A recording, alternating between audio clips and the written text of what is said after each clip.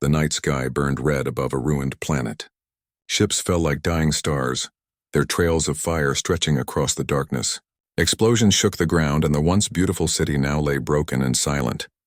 Among the smoke and ruins, a young human soldier named Elias Ward dragged himself through the rubble, his breath coming in short gasps. He was exhausted, his armor cracked, his arm bleeding from shrapnel. The war between humans and the alien Varellans had lasted too long. Millions were gone, and this world, once filled with shimmering towers and singing rivers, was now a graveyard. Elias didn't know why he was still alive. His squad was gone. His communication link was dead. All he had left was his rifle, a few drops of water, and a will that refused to break. He stumbled past fallen walls, the metallic scent of blood mixing with the smoke. Somewhere in the distance, plasma fire still echoed, but closer, there was silence. Only the crackle of burning metal filled the air. He had no orders now, no mission left to follow. The only thing that kept him moving was instinct, the stubborn human instinct to survive. As he walked through the shattered remains of what had been an alien palace, he heard something faint. At first he thought it was the wind, but then it came again, a soft, broken sound. A cry. Elias froze. His hands gripped his rifle tightly. The enemy could still be around.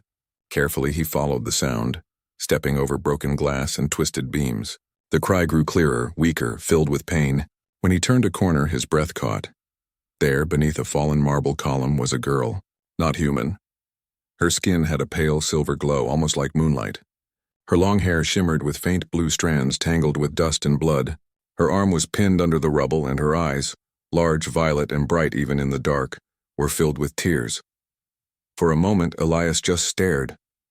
He had seen Virelans before, and fierce warriors, tall and elegant, but never like this. Never so fragile, never so young. She couldn't be more than 18 in human years. She looked up at him, her lips trembling as she tried to move. When her eyes met his, fear flashed through them. She tried to speak, but only a soft whimper came out. Elias's heart twisted. He had been told the Virelans were ruthless, that they would never show mercy. But what he saw before him wasn't an enemy. It was just a terrified girl. He lowered his rifle slowly. The ground trembled as another explosion sounded in the distance. He could have walked away. He could have left her there to die, and no one would have blamed him. But something deep inside him refused to. He threw his weapon aside and knelt beside her. "It's okay," he whispered, though he knew she couldn't understand his language. "I'll get you out." Her eyes widened in shock. She didn't move, didn't speak, just watched him as he began lifting the heavy stones piece by piece. Every time he pulled a slab away, the dust rose and made him cough. His hands bled, his muscles screamed, but he didn't stop. Finally, the last stone came free. Her arm was bruised and bleeding, but free. She gasped softly, then tried to sit up.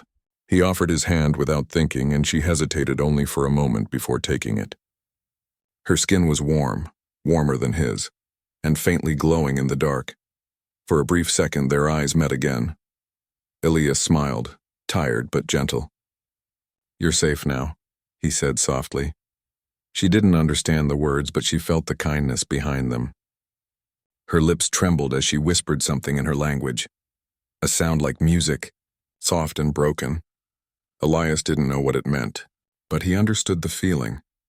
In the middle of war, in a place filled with hate, a human soldier and an alien princess shared something neither could explain, a moment of mercy. And from that moment, something began to change. The ruins around them were quiet now. Only the soft hiss of fire and the distant crackle of collapsing buildings filled the air. Elias helped the alien girl and the princess sit up carefully against a broken wall. She was shaking, her skin glowing faintly in the smoke. Her eyes moved over him with confusion. He was the enemy. His armor was marked with human symbols, but he had saved her. He had risked his life to pull her from the rubble. She didn't know what to say, or even if she should. Elias tore a strip from his uniform and gently wrapped it around the wound on her arm. "Hold still," he murmured, his voice calm and kind. He didn't know her name, didn't know who she was, but he could see she was someone important. Her clothes, even torn and burned, were made of silver fabric that shimmered faintly under the red light of the fires.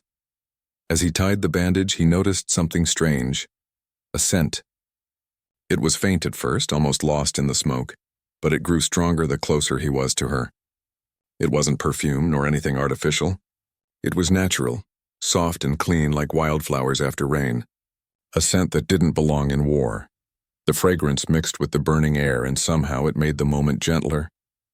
He didn't understand why it affected him so much, but it felt human. The princess, still trembling, watched his face. His hands were rough, his eyes tired, but there was no hatred in them. Only care. No soldier from her world would ever help an enemy like this. She had seen humans only from afar, through the screens of command ships always described as violent, selfish, dangerous. Yet this man was kneeling before her, bleeding and tired, trying to save her life. When he finished, Elias sat back and let out a slow breath. His lungs ached from the smoke, but he managed a small smile. "You'll be okay," he said softly, though he doubted she could understand. The princess tilted her head, trying to catch the meaning behind his tone. She didn't understand his words, but she could hear his heart through them.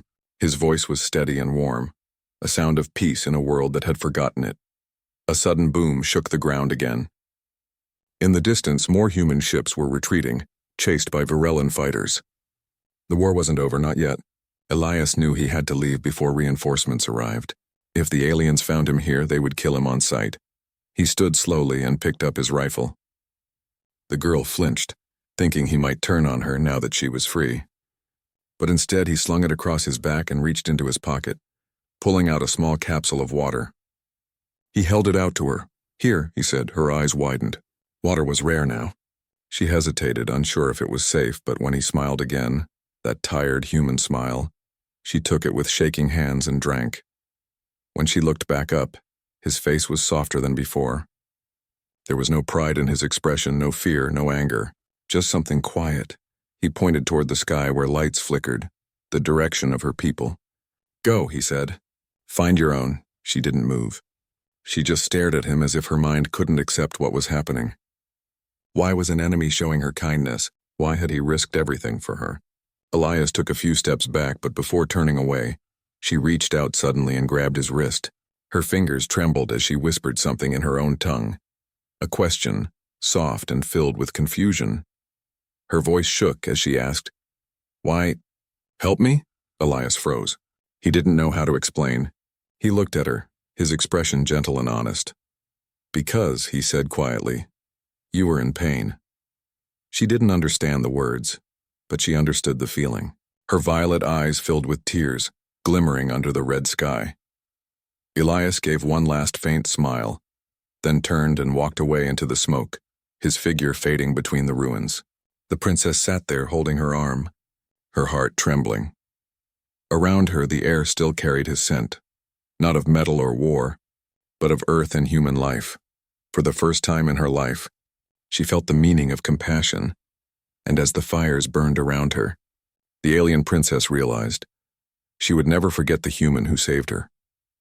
The war finally ended, but peace did not come easily. The galaxies were scarred and trust was broken. The Varellans returned to their shining cities, and the humans rebuilt what they could from dust.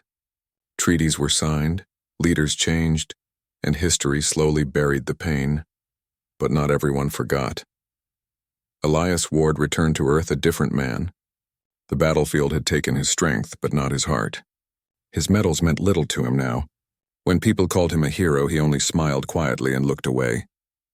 He never told anyone about the silver-skinned girl he saved that night. It was his secret, something pure in a world full of violence. He moved to a small town far from the noise of the cities. There he lived a quiet life among fields and flowers. Every morning he would walk through his garden, watering the soil, touching the leaves with gentle hands. He liked the silence, the way the wind whispered through the trees. Sometimes, when he closed his eyes, he could still remember that faint, strange fragrance, the one that clung to the air around the alien princess. It wasn't something he could explain.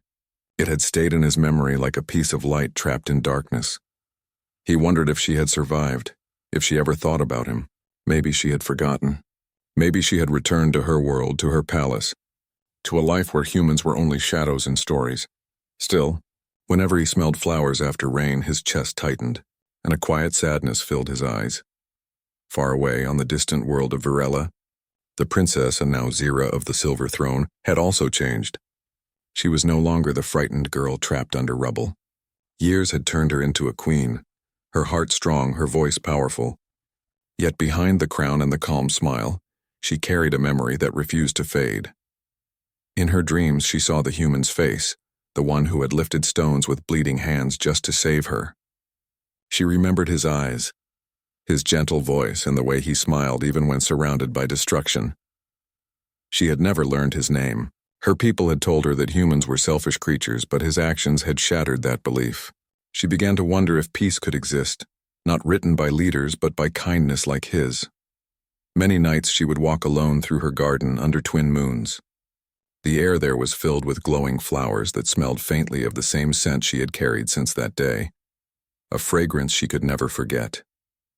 When the breeze touched her skin, she would close her eyes and whisper softly, "Human," as if calling to a ghost. Her advisors often noticed her silence, her moments of stillness. They thought it was sorrow from the war.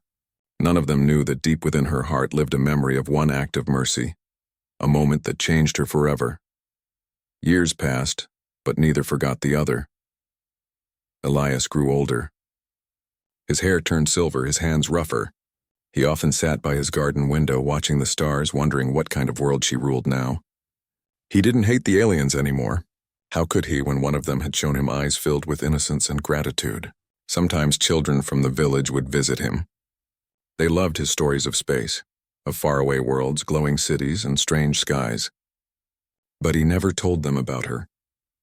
That story belonged only to him. Meanwhile, across the stars, Queen Zyra's voice became a bridge between two worlds. She pushed her people toward peace with humans, signing agreements, starting trade, and opening diplomacy. When asked what inspired her, she always said softly, "A single act of compassion can end 1,000 years of hate." No one knew she was speaking of a human soldier, a nameless man who once reached out his hand to a dying princess. And somewhere, under the same stars, that soldier still breathed the scent of flowers and remembered the glow of silver skin. Neither of them knew that fate was quietly preparing to reunite them once more. And years had passed since the war ended. The universe was calmer now, but peace was still fragile. Humans and Virellans traded words instead of fire. And for the first time in centuries, leaders from both species planned to meet under one roof. They called it the Alliance Summit, a grand gathering of hope, held on Earth. Every city prepared for it, but none more than Lunaris Dome, a glass-covered garden where alien air and human air could mix safely. It was there that Elias Ward worked as a simple gardener. He was older now, his hair gray, his back slightly bent from years of labor. He liked it that way. Quiet work, growing life instead of taking it. No one knew he had once been a soldier. To everyone around him, he was just Mr. Ward, the man who could make even alien plants bloom on human soil. Every morning, he watered the glowing vines that crawled up the dome's walls. The flowers were not from Earth. They came from faraway worlds, gifts from both sides of the new peace. Some shimmered blue, some golden, some gave off faint light like stars. The air smelled of sweetness and calm. But as the summit day drew near, the calm inside Elias began to shift. He had heard that the Queen of Virella herself was coming. Queen Zyra, they called her, the youngest ruler in her planet's history, the one who had pushed for peace when others wanted revenge. Her words had changed everything. He didn't know why, but her name made his heart beat faster.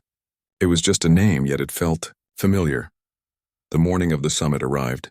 The dome gleamed like crystal under the sunlight. Delegations from every world stepped through the entrance. Humans in fine suits, aliens in robes of silver and light. The air was full of polite greetings and nervous smiles. Elias stayed in the background, tending to the flowers. He liked watching people, not being noticed by them. But then a silence fell over the hall. The guards straightened. The music stopped. The royal ship of Virella had arrived. A door slid open and light poured in. Out stepped Queen Zyra. She was taller now, her presence commanding, her gown woven with threads that shimmered like moonlight. A faint crown rested on her silver-blue hair. Her eyes, those same violet eyes, carried the weight of 1,000 stars. Every head bowed as she entered. She walked slowly through the dome, her guards surrounding her in perfect rhythm. Her face was calm, distant, royal. but her eyes moved quietly, searching the world around her. Elias watched from behind a cluster of flowers, not daring to blink. Something in him froze. She looked different, older, stronger, yet the air around her carried a scent he could never forget. It was the same one he had smelled years ago, in the middle of fire and death and soft clean, alive. The fragrance of her, Sierra stopped walking. For a brief second, her steps faltered. Her guards looked at her in confusion, but she didn't move. Her breathing slowed, her eyes unfocused. Something had caught her attention. The air. That scent. It was faint, buried under the mix of flowers and perfumes, but unmistakable. The human scent she remembered from the battlefield. The same warmth she had carried in her heart for years. Her head turned slowly, scanning the crowd. Her chest tightened. Her pulse quickened. She knew it couldn't be. He was human, one of millions, lost in time. But her heart whispered otherwise. Then she saw him. Among the gardeners, half hidden behind glowing vines, stood a man with gray hair and gentle eyes. His hands were dirty from soil, but his posture, that quiet calm, that simple grace, felt achingly familiar. Her breath caught. For the first time in 10 years, Queen Zira froze completely. The world around her vanished. The voices, the lights, the guards. Everything faded until there was only him. He looked up, sensing her gaze. Their eyes met across the hall, and in that one fragile moment, time itself seemed to stop.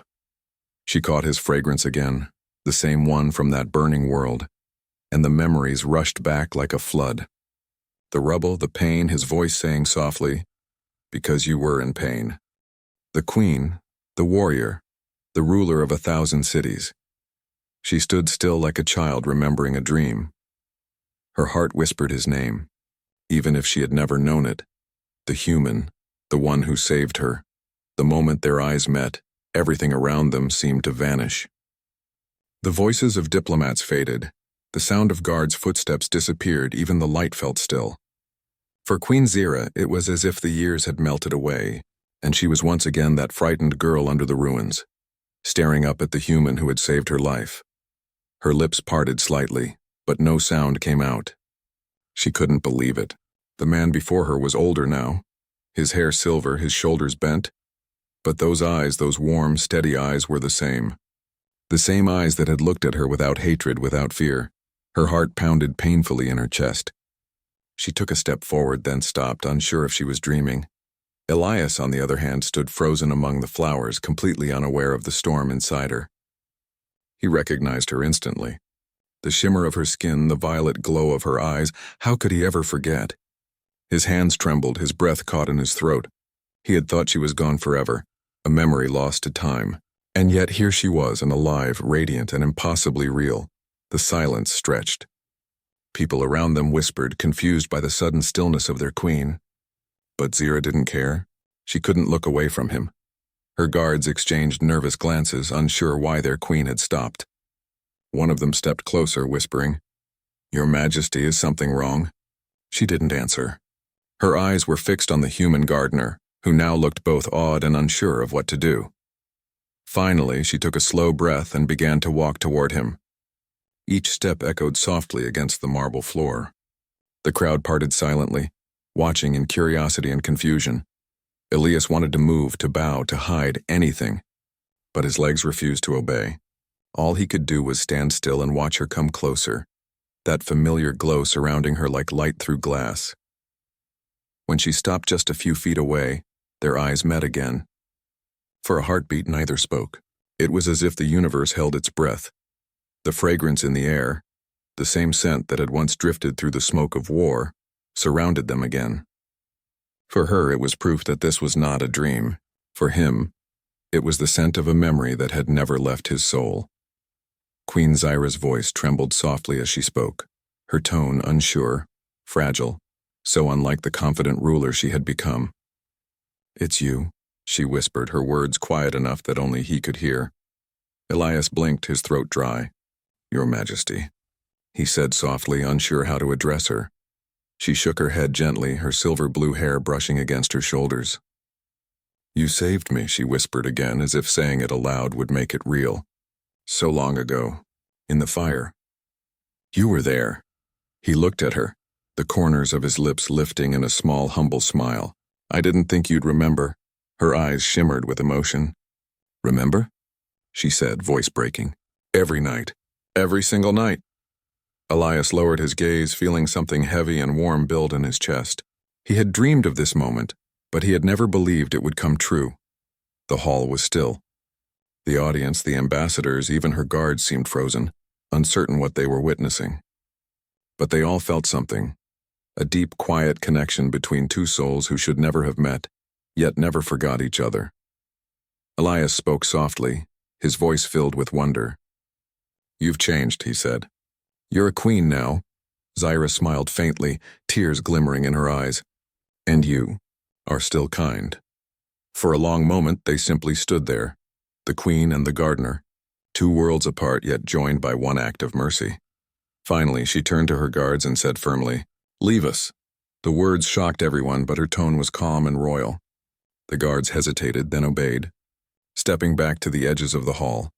Now it was just them, the human and the alien who once shared a moment of compassion in a burning world. Zyra looked at him once more, her voice soft as a whisper. I searched for you, she said. But I never found your name. Elias smiled sadly. Names don't matter. You remembered, that's enough.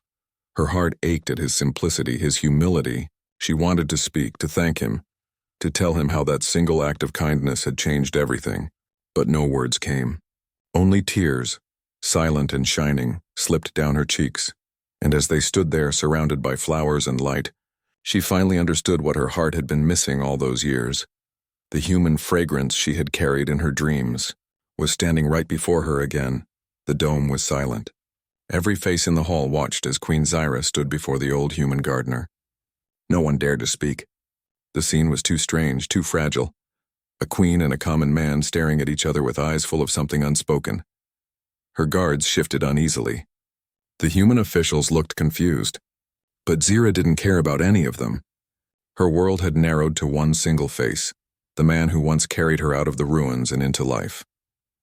Elias bowed slightly, trying to hide his trembling hands. He wasn't used to being the center of attention. Your Majesty, he said quietly. His voice was soft but steady, like the calm before rain. Zyra stepped closer. Her silver robe brushed lightly against the marble floor.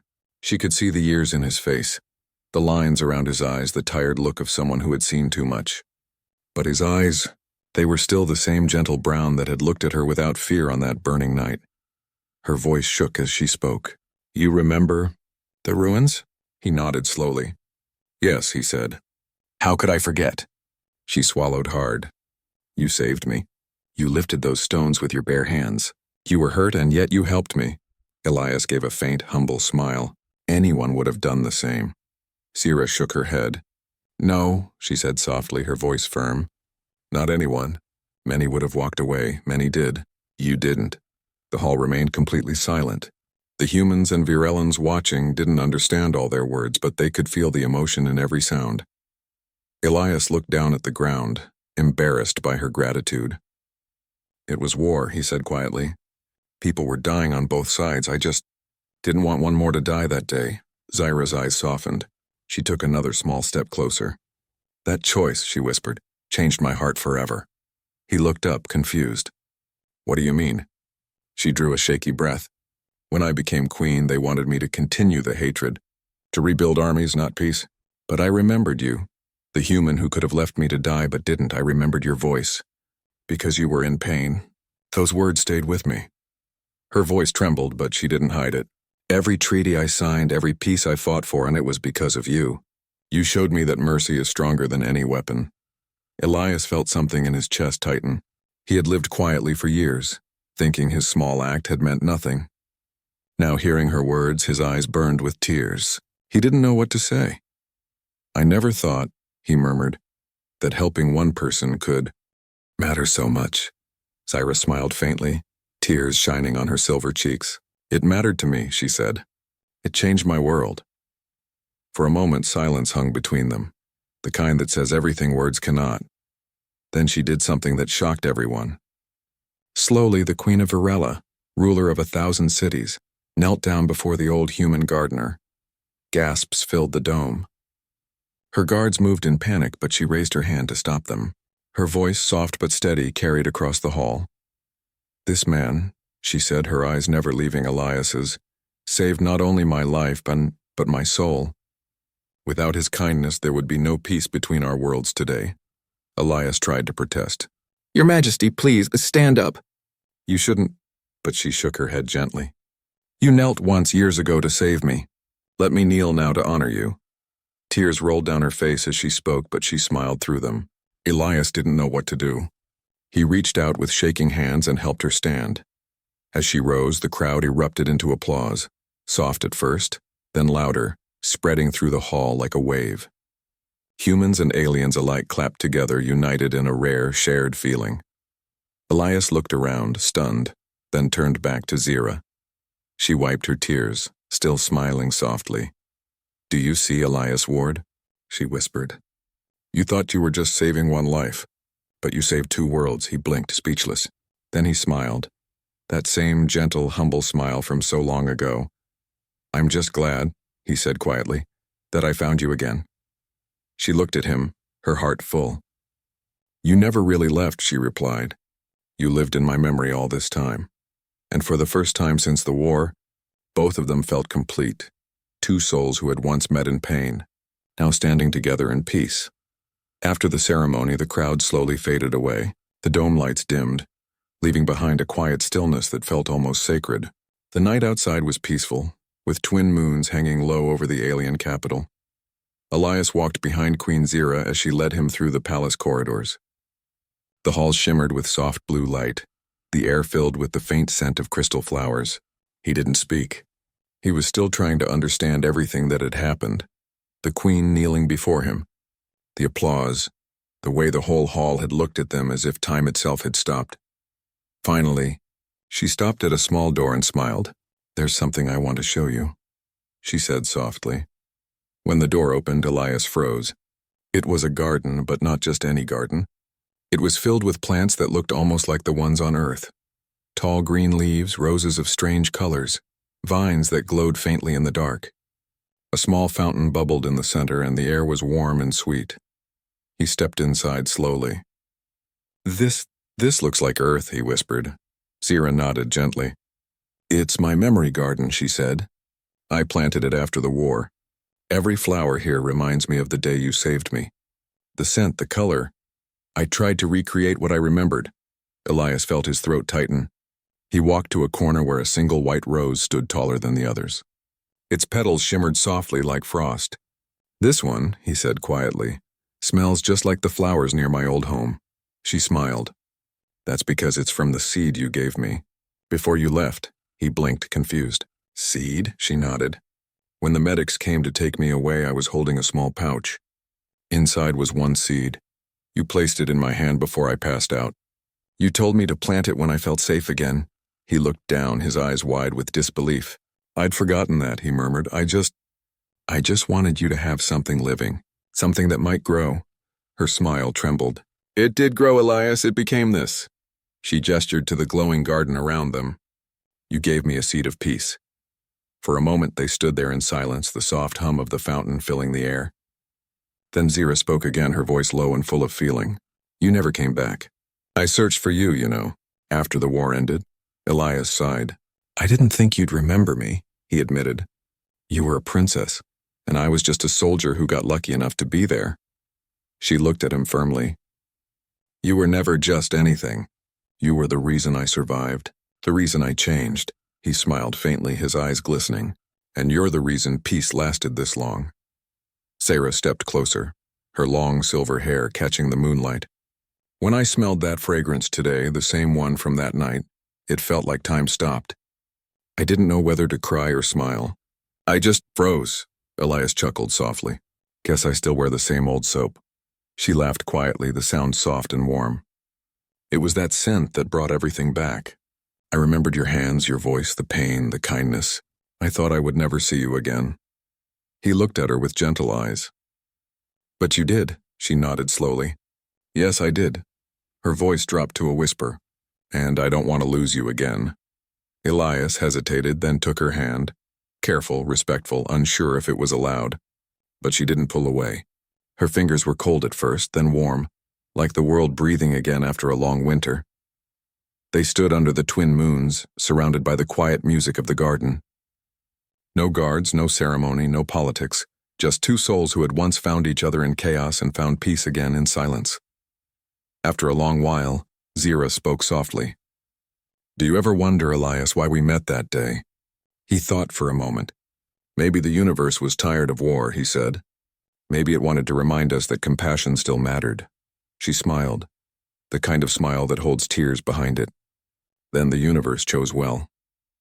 They sat beside the fountain, listening to the soft splash of water. Above them, stars stretched across the dark sky, glittering like memories. Zira rested her hand over her heart. "Whenever I breathe this fragrance," she whispered, "I remember what it means to be alive, to care, to hope." Elias looked at her, his voice gentle. "Then I'll never change it." They laughed softly together, and there, under alien moons, in a garden born from a human seed and an alien memory, peace took its truest form, not in treaties or speeches, but in the quiet bond between two hearts that had once saved each other. The wind carried their laughter through the leaves. The scent of the white rose lingered, a fragrance that would forever remind the galaxy that sometimes all it takes to change the universe is a single act of kindness.